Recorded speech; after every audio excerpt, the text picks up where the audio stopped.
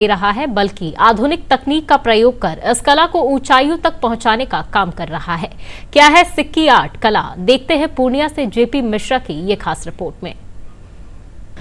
मां जानकी की विदाई के अवसर पर उपहार में मुंज यानी सिक्की से बनी मौनी, पौती, सखारी और पूड़ा भी दिया गया था, जिसके बाद मिथिलांचल में ये परंपरा बन गई कि बेटी की विदाई में जो सामान दिए जाएंगे वो सिक्की से बनी मौनी, पौती में दिए जाएंगे। हालांकि बदलते दौर में कई चीजें बदली, इस कला में भी कमी आई। न तो इसके अच्छे कलाकार बचे और न ही इसके कद्रदान।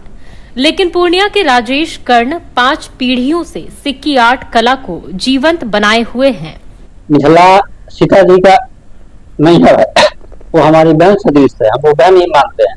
और रानी का ससुराल हुआ तो ये होता है कि ससुराल से भार जाता है, तो भार में पौती में घर गृहस्थी का सामान गया।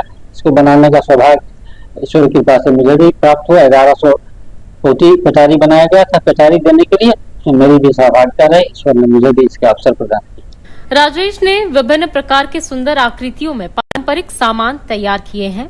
साथ ही इस कला को आगे बढ़ाने के लिए दूसरे लोगों को भी प्रशिक्षित करते हैं। उनके इस हुनर की वजह से उन्हें राज्य स्तर पर कई सम्मान भी मिल चुका है। राजेश अपनी इस कला को आने वाली पीढ़ी को सिखाना चाहते हैं।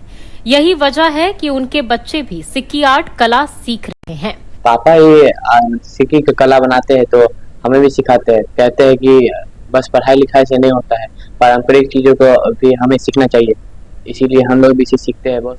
पिछले कुछ सालों में सिक्की आर्ट की मिथिला ही नहीं बल्कि देश विदेश में भी अच्छी मांग बढ़ी है, जो कि इस पेशे से जुड़े लोगों के लिए अच्छी बात है।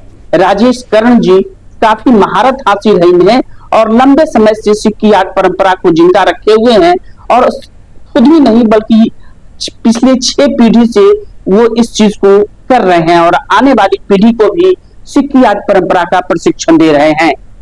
दूरदर्शन समाचार, जेपी मिश्र, पूर्णिया।